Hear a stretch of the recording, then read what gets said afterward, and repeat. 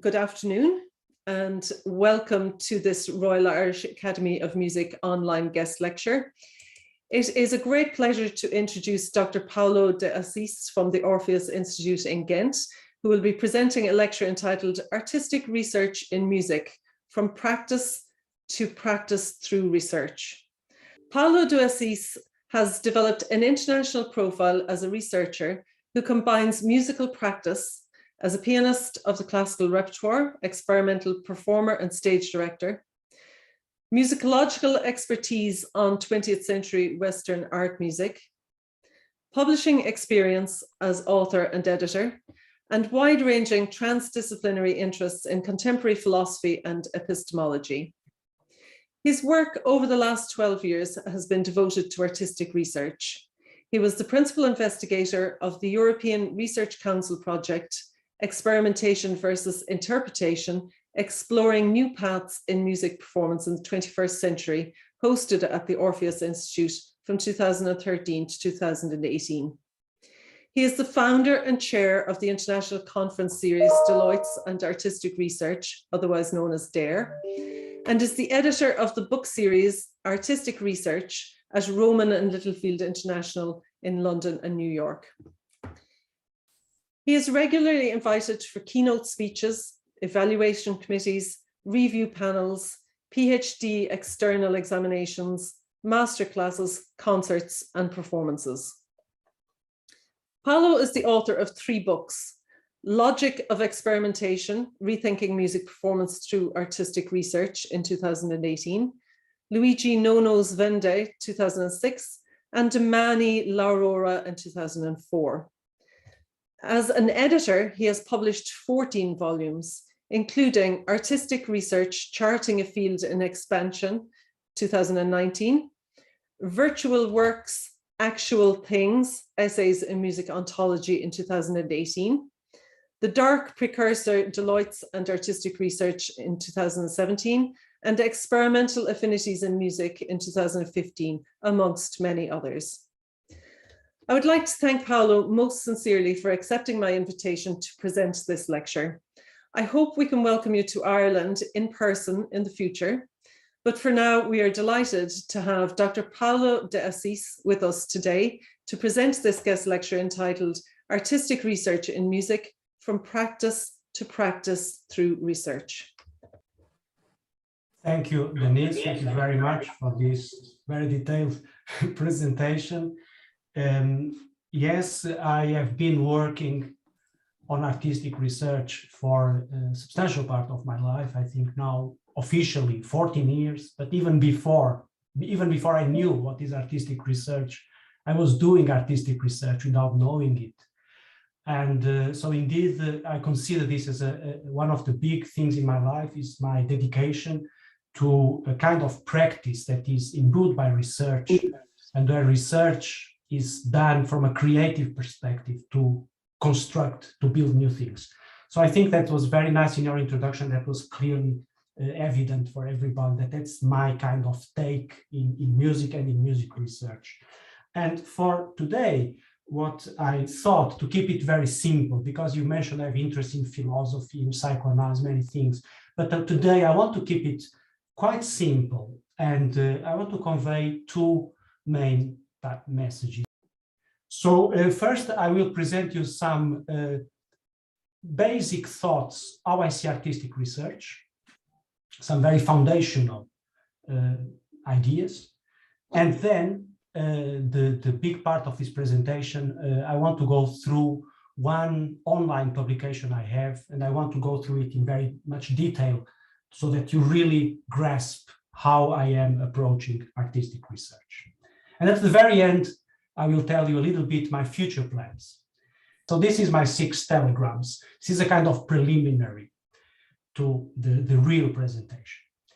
So I came to these formulations in 6 very simple, direct messages. What means artistic research from my perspective, how I think it can be most fruitful for the community of musicians and researchers. So my first telegram is that artistic research is not research on something. It is not research of something, but it is research for something. A simple explanation. Normally, research is conducted after the fact. Normally, in the humanities, in the arts, you do research once an artist or a group of artists or an epoch produced an output or a number of outputs. And then you have the art historian, you have the musicologist, you have the music theoretician, you have the music philosopher. And all these disciplines, they look to something that already exists in the world and they analyze it. In the sciences, in engineering, in technological sciences, it's the other way around. They are always looking to do something that was not done before. A new machine, a new technology, a new language. So they are oriented towards the future. But research in the humanities has a long tradition of being oriented towards the past, aiming at reinterpreting the past. What I claim is that artistic research allows us in the humanities, in research, in and through the arts, to be constructive, to do research, to generate something new. And this is my second telegram. Something to be invented, something unprecedented, something that does not exist in the world today. And through our research, we will bring it into existence. Something with aesthetic components, aesthetic, yes, because we are dealing with art, we are dealing with emotions, with affects, with emotive responses. But if we are doing research, we must have some kind of epistemic component. There must be something about new knowledge that we are also generating, that we are conveying through our research. And for me, this aesthetic epistemic with an hyphen is a very important concept, because it is a practice, again. It's not anymore doing art for the sake of art, or doing art for politics, or doing art for other purposes, for religious or spiritual purposes, but doing art with aesthetic, but in the sense of producing knowledge, and knowledge that can be argued, that can be discussed. This is what makes artistic research so special and so powerful, in my view. My third telegram: artistic research, in my view, should implement future practices, future knowledge. Even if we are dealing with things from the past, from musics from the past, composers from the past, can be a recent past, can be yesterday past, but we should aim to generate practices, ways of doing that have not been done before. There is nothing wrong. There's nothing wrong in doing what was done before. I'm only saying that is not artistic research. If you go to a spectacular concert of all Mozart sonatas or Schubert, etc., it's a wonderful experience. But a future practice is not being generated. It's an old practice, very well curated, can be fascinating. That's not artistic research. That's what I mean. So a generation of future practices. Now, fourth telegram. My fourth telegram, as you already can easily understand from what I said before, artistic research has the potential and should be used, should be applied in order to challenge habits. Habits are, we all have habits and we rely on habits. We have to eat, we have to sleep, we have to wake up. These are all habits. Many habits are fantastic, we need them to survive, to live. But many habits, especially cultural habits, can be very problematic. And at least to reflect critically about our habits is fundamental, especially if you are doing research. So challenge your own habits permanently, every day question them. challenge expectations, what the others expect from your practice, from your discipline, what is expected from a musician. This, of course, has changed throughout history. And what artistic research enables us is to very consciously and proactively challenge these expectations and challenge traditions. For me, traditions is a very big problem because most traditions have been invented in a specific historical context, most of them, and are misused because they are presented as if they have been here since always, since the origin of time, since Genesis. And all traditions have a birth hour. And we can question them, and we should question them if we can come up with better ways of doing art, better ways of living, better ways of being together as a community. So for me, artistic research also enhances this potential. Again, there are other practices in music that do not share this, and they can be very interesting, but they are not doing artistic research. My fifth telegram relates to the idea of redistributing processes, redistributing practices, activities, responsibilities, which artistic research enables. One example, we were all trained in music schools. Most of you, suppose, are musicians. We had a very clear division: the composer, the performer, the listener, the critic, etc. Today, this makes little sense because we all, sometimes we are a little bit composer, sometimes a little bit a performer, sometimes a listener, sometimes a critic. We are all these functions. We are musicians. I hope we are creative musicians. And this allows a redistribution. We don't need to define ourselves like speech act. I am a composer. We don't need this anymore. Your practices, what you do, will vary.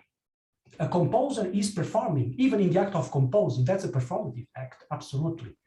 A performer that does not creatively think how to give shape to a piece is not creative. He must be a little bit of a composer, more or less. There's a range, a scale you can move. But my point is, if you're doing artistic research, you can move between all these old compartmentations and be free. And what defines you is what you are doing in the here and now. For example, when Denise mentioned I am a stage director, I never studied stage direction. From a disciplinary point of view, I am not. But what happened? When I needed for some projects, I will show you some example later on today. I needed to intervene as stage director. And I did it once, I did it twice, 3, 4, I did it a lot of times. I was happy, people were happy. So what I was doing was stage direction. Would I say I am a stage director? I'm more skeptical about that. But what you do is what defines you, not a title in your wall hanging there. So this is very important. And this redistribution of activities, of responsibilities, redistribution of knowledge. Also, artistic research allows us to rethink also the compartmentations of knowledge. And in that sense, of course, I am a very strong proactive believer of transdisciplinarity, because I think we should move between different forms of knowledge production. Should not stay only in one. As artists, if we say we are artists, we must have this freedom. And in artistic research, we can put it into practice. We can wander, we can walk through different disciplines and try things out and explore things more or less according to the current projects we are doing. And of course, at the end of the day, I aim of a redistribution of the sensible. I mean, sensible in a very broad perspective, how we perceive the world, how we perceive each other, how we perceive things, the human, the non-human, how all these things, how we interrelate with them, how we articulate power relations between objects, between humans, non-humans. So in that sense, how we are doing politics from the aesthetic point of view, not politics, parties and wars, etc., but politics in the sense of how we distribute things in the world, which is the noble sense of politics. And this artistic research can help us to do this in a more proactive way. And my last telegram has to do with my self-declared criteria for artistic research. So when I see something, some performance, installation, film, video, whatever, I ask this question. These are my criteria.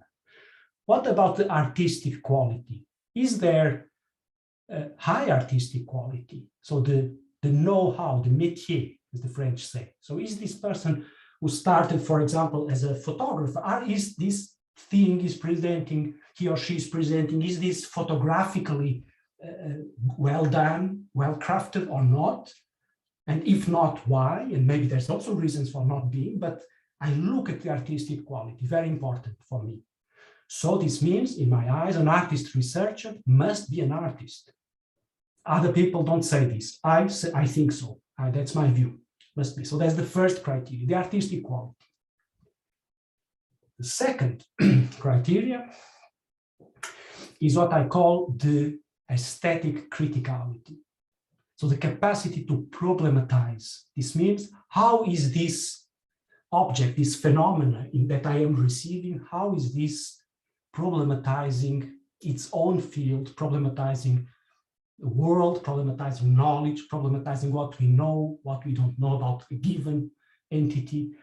What is the critical power of this object or emotion, whatever? That's very important, and this is something that has to be worked out in artistic research, the criticality. My third criteria is what I talked about before, the knowledge aspect, the epistemic relevance. Does this phenomena has something of more general interest, or is just a very personal interest? There are a lot of things we do as artists sometimes that is of interest only for us or for 2 or 3 friends. It never gets reached out, it never reaches out to a broader community. Of course, most interesting cases, it does. And so I think this must be a criteria also, which has to do with the context and the impact we might have or not. And what is the relevance? I also say this in other words. As an artist researcher, you produce something that, let's say, to give an image, you put it on the table and you leave the room. You, the maker, leaves the room. And without your presence, this object has to speak. If it doesn't speak without your presence, then the epistemic relevance is reduced. So this criteria, for me, is also a very important one. And the last criteria is the discursive articulation. This is what is specific about artistic research. In my understanding, I believe one has to make an argument. Make an argument. So it's the same story. Put an argument on the table, you leave the room, others have to understand the argument. What is your point? It cannot be an opinion. It cannot be a taste, a like or I don't like. It must be an argument that you leave there, and others can, independently of you, they can make their assessment, their choice, their reflections about your argument. So for me, artistic research has one part, which is discursive articulation. For me, it's important. For some of my colleagues, it's not. For me, it is. And about words, I just want, this would be the 7th telegram, it's not written, but I tell you, is that words, for sure, cannot say everything. We all agree on this. But words can say a lot. And I believe, as an artist researcher, you have to go until the limit with words. You say everything you can say with words. And once you are there, you reach that point, that border, that frontier, that moment, people will believe you, that there is something you cannot tell in words and you'll tell in other means. And then you have a credibility. But if you refuse to use words before you say with words what you can say with words, you are losing credibility. Okay, so this was my kind of introduction. Okay, now I come to the second part, which is a concrete example. This one. So I really thought for you today, what I would be very happy to communicate is a concrete example of what I'm talking about, this from practice to practice through research and taking into account all my telegraphic ideas I just communicated to you. And so what I decided is to go through an online article that I published some years ago already on music by Luigi Nono and more, you will see. And this you can find online in the Journal for Artistic Research, JAR. You probably know the Journal for Artistic Research. This has been published there with this title called Luigi Nono, Unfolding Waves. If you go there, don't go now, because if you go now, we'll block the server. They are in Sweden, it's a bit of a trouble. But I'll show you my screen and follow it here. And later on, you can go on the website. You are totally free to read this article. There are several pages. The article is developed in modules. You can do it. But now what I will offer you is one way of reading this article. Let's say it's one entrance door and how to navigate this article to make my point clear from practice to practice. And so to start, the only thing you have to know before really starting is, I click too much, is that can you see on the left, the content side, the red things? Okay, so this is the structure of the article. So you have 7 modules with an introduction. And these 7 modules, you can read from 1 to 7, or you can read from 3, completely random, and there's no prescribed sequence. And today, as I said, I will do a particular reading of this. So another way of seeing the 7 modules, they have a color. Every module has a color. These are, because it's about a Venetian composer, and these were the 7. I'll show you in a little smaller detail. These 7 colors were the 7 colors that were allowed for painters in the 15th century in Venice. Imagine, only these 7 colors. With this, Bernini and Bellini, they did all their paintings. This was the allowed colors. So we decided to take these 7 colors as a visualization of the 7 modules. And I will today start by module number 5, the yellow, the egg yellow module. So 1, 2, 3, 4, 5. There we are. And so what we have here, module 5, we have a pianist, which in this case is me, and the pianist playing a piece of music by a contemporary, those days, contemporary composer, Luigi Nono. And this was really my starting point. All my relation with this piece, with this composer, started me as a young piano student, learning this piece, very complex, very difficult, and with a tape, so very awkward thing those days. And this pianist, we can play a little bit, let's see, you get some? We can leave it as a little background there for time. And as a pianist, you please tell me if the sound is complicating your understanding. I stop the music. This pianist, so you have to understand, this is really a very simple practice, a piano performer, a piano player, learning a piano piece. This is how it starts, from practice, absolute practice. At this stage, I had the score, so I didn't need to know who is Luigi Nono, what was his philosophy, aesthetics. I was not obliged to know that. I just played the score, played the music, and I have an execution of the piece. And this is where it started. But then, what you have here in this module, you have 2 recordings of the same piece. So you have this one we were listening to, and go to the beginning.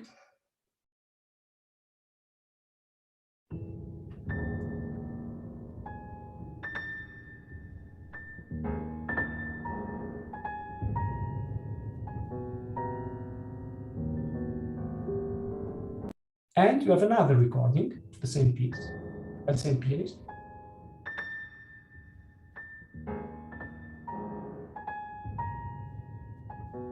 I will tell you, because you would require, of course, very good loudspeakers. The simple difference is that the tape is more present in one recording than in the other. And it makes two very different sonic worlds. And this became for me a problem, because nowhere in the score could I see how different should be the balance between piano and tape. So I started a reflection.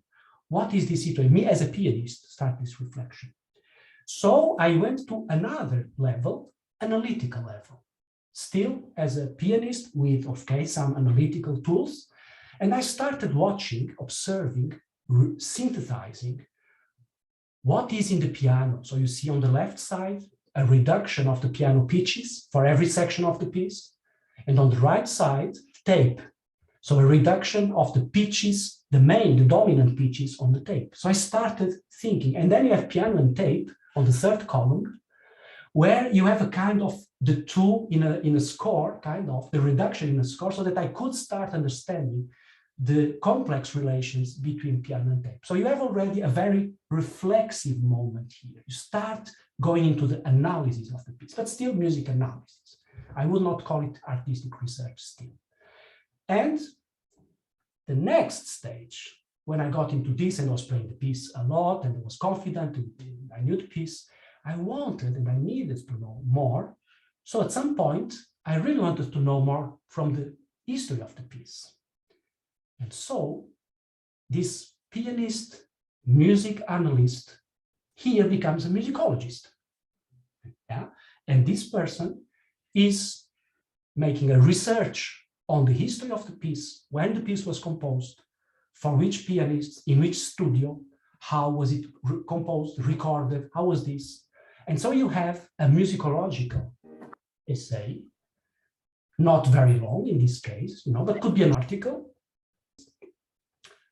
So you have here the musicologist putting in words, putting into words a lot of information to consolidate the knowledge that was possible to have at this time. So you have Luigi Nono, you have Maurizio Pollini, you have Claudio Abbado in the photograph. They're all very important for this piece. This piece is written for Pollini.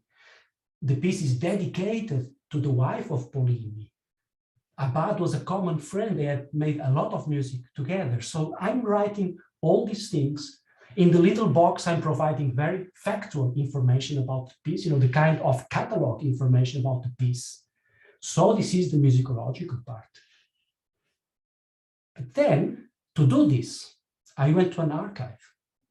I lived for a period of my life in Venice, and I went every day to the archive Luigi Nono in Venice. And in this archive, that's another module of the article. In this archive, I have to do archaeology. Very important word for me and for us, I think, archaeological research. Because the moment you enter an archive of a composer, you have infinite layers of materials. And not now, but if you are interested, there are these two videos here, this folding video. This one, I recommend that you watch it. So one of the fundamental ideas behind the project Music Experiment 21 has to do with the fact that we do not consider.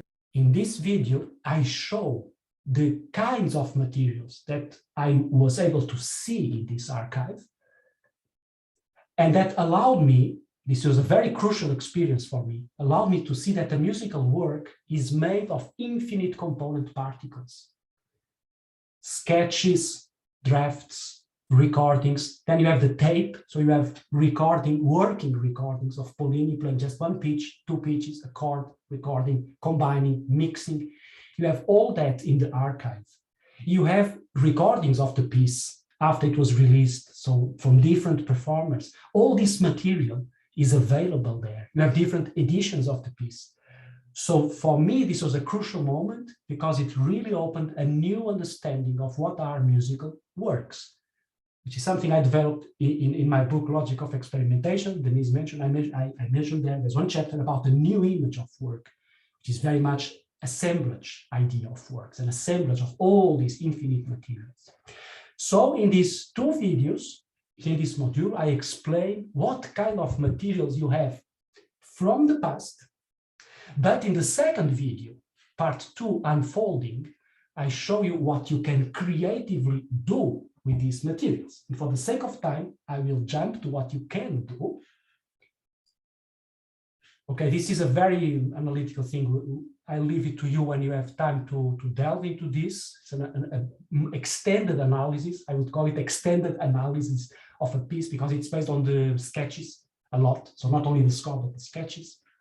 But what this all allowed me at some point was to come to this situation where with all the information I had and with my epistemic curiosity and the will to do new things and new practices, I could not stop myself from doing a version of this piece for orchestra. And so this is, I'm entering here a more explicitly creative moment. And so what I did was the piano score, piano part, I orchestrated for an orchestra on stage. And what was the tape, I translated into sonic instruments in 3 groups around the audience. And so there are 2 scores, 2 conductors, 2 entities playing together at the same time. And I explain in this module all my work towards this production of this new piece, if you want, transformed piece, where you have, again, a kind of musicological, again, I put into words what I can. And what I cannot put in words, I put in the score. Yes, and then you have a score. But I did the work to put into words as much as I could. So you have a kind of musicology of the future, because I'm writing about what I am going to do in terms of composition. And then you have the composition, you have the integration in the scheme, in the concert hall in Cologne, in Germany, how this was placed. You have some photos and videos. You have also here a video of the rehearsals in the orchestra of Cologne. Because this here is front. This is front. So I have more head. left should be there. That's better. You see the orchestra there, they are playing the piano part. I can make it. These are the groups, I'm talking to the groups here. And the conductors have to coordinate the 2 of them.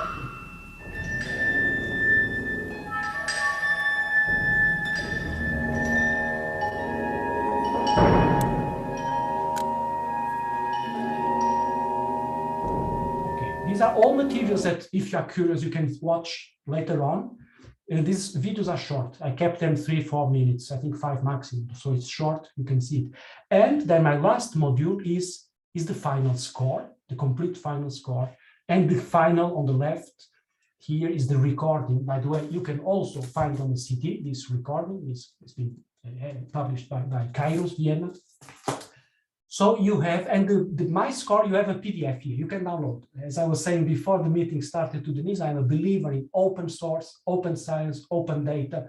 We don't have anything to hide. We are a community. The planet is too small to be hiding things. You know, we are not big enough to hide. So show, communicate, exchange, I'm all in favor. So you have the PDF if you're curious. The only thing I can say from the compositional point of view, in this score, you find a very strange combination of Luigi Nono, Stockhausen, and Helmut Lachermann. You find techniques of writing, of notating, of sound production from these 3 composers mainly. You can read also the program notes where I explain all this in more detail. And so, to conclude, as you see, I came at the end of all the research, I came to practice again. I came to kind of practice a piece, a work. So, from practice to practice. This is one example. There are many other examples. You put it the other way around. You could start from an orchestral piece, come to a piano piece. You could start from a musicological essay and come to other things. There's no prescribed route. But what I mean is be open and be creative. And in my view, as an artist researcher, avoid to stay stuck in your originating discipline as a clarinet player, a viola player, a piano player, a composer, a sound technician. No, move beyond yourself. Challenge yourself. Challenge your own habits. Challenge yourself every day, and the results will be incredible. And we can contribute really to make new worlds. And this, I am a believer that tomorrow can be better than today. I believe, because we can do it, and with good sense and in communion all together, we can do great things. And unfortunately, right now, we don't have the best example of this going on, but let's not talk about that. We're here talking about art and civilization, and we can indeed do it. I'm a believer in this. So this was the example, and as time is really approaching the end, I cannot, I want to show you something more, which is my future plans. And my future plans are this. And this is really just, I show you a window. I am just starting in these days, as we are talking, this week, a new research group.